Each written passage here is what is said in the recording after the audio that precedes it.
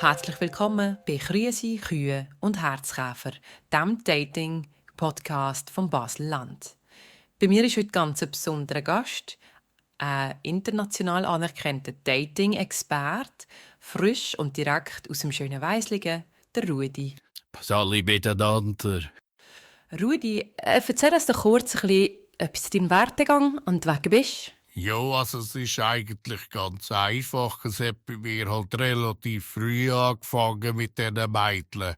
Da bin ich dann halt am Wochenende zu Tanz gegangen und habe gemerkt, hey, ich sehe jetzt da nicht so verkehrt aus, ich schaue nicht über die Schnitze und nicht. Und habe dann gefunden, ja, die reagieren gut. Dann bin ich halt an und habe gesagt, ich bin der Rudi. Und dann ist schon die nächste angestanden und die dritte ist auch schon parat gewesen. Und so ist das halt angelaufen. Nicht? Unglaublich.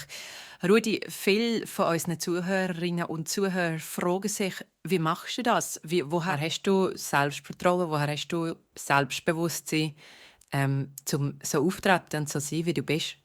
Ja, schlussendlich gehört es halt einfach zu meiner Aufgabe. Ich bin da auf die Welt gekommen, um halt auch meine Männlichkeit wahrnehmen. Nicht? Und wenn dann jeder seinen Platz kennt, dann funktioniert das auch dann, wie Kettengliedchen. Nicht? Was meinst du mit seinem Platz kennen? Glaubst du an eine gewisse Ordnung? Ja, also wenn keine Ordnung herrscht, dann gibt es auf den Ganzen nicht, sage ich aber. Interessant, Rudi. Ich habe hier gerade von einem Hörer jetzt ein Telefon und wir hören gerade mal schnell rein in die Frage. Ja, hallo Rudi, da ist der Florian. Ich habe gerade am Wochenende wieder die Erfahrung gemacht im Ausgang, dass ich hin bin zu einer schönen jungen Frau und gesagt habe, «Hoi, willst du mal mit mir tanzen?» Und dann hat sie gesagt, «Mach das Langgünst.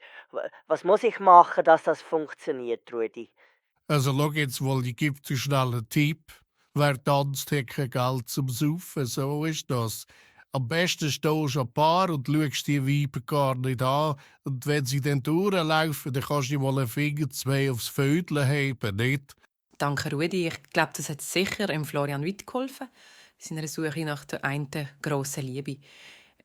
Jetzt würde es mich mal wundern, Rudi, hast du auch schon mal mit Absagen, mit Abweisungen müssen umgehen? Ja, ich bin mal zum Jagdverein ausgeht worden. Soltige ist das gesehen, weil ich halt ein bisschen Schnaps zu viel hatte und dann ein bisschen rumbüchset habe. Aber sonst nicht. Also jetzt in der Frauenwelt, da kennt mich am besten aus wie meine Hosentasche. Ich würde jetzt also den Gummihals sagen, nicht? Dort eigentlich nicht. Ich meine, das Nein wird jetzt so nicht akzeptiert. Ist denn die Jagdszene auch ein Jagdrevier für dich als Frauenheld? Ja, es ist ja so, oder? Bei uns muss man Pächter sein. Es gibt auch andere Kantone, da gibt es andere Formen von Jagd, die ich es nicht kenne, weil ich es jetzt noch nie in diesem Kanton geschafft. Ist das die Frage gewesen? Ja, also es geht vor allem darum, du wirkst sehr bodenständig, du bist Jäger, Landwirt und in der Freizeit Wegmacher. Wo findest du die Zeit für die vielen Dating-Abenteuer? Ja, schau, Zeit hat man nicht, nimmt man sich und ab und zu muss es halt einfach stäuben in der Fechtschule. Und mit der Fechtschule meine ich, bei mir im Schlafzimmer, nicht, ist klar. Was sagst du zum Vorwurf, du bist ein Misogynist, du bist frauenverachtend? Also ich schätze die Frauen wie nichts anderes. Ein schönes Mädchen ist halt einfach etwas Tolles. Und verachten tue ich nicht. Wenn jetzt so ein Hocker kommt, dann würde ich dann schon mal etwas sagen. Aber sonst ist das eigentlich eine saubere Sache. Jetzt haben wir gerade noch mal einen Anruf in der Leitung. Da ist der Timo. Timo, was ist deine Frage? Hey Rudi, du geile Siech, Mann! Ich wollte mal fragen, was ist eigentlich dein Bodycount? Was ist das?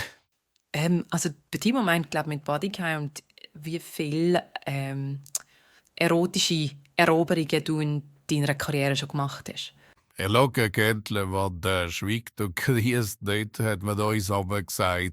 Gibt es wirklich nichts, was dazu verraten willst? Nein, es schreckt es dann nur ab und es ist aber wie der Wild zerlegt. Dann stehen sie nicht mehr schön. Vielen Dank, Rudi, dass du heute da bist. Sehr interessantes Gespräch gewesen.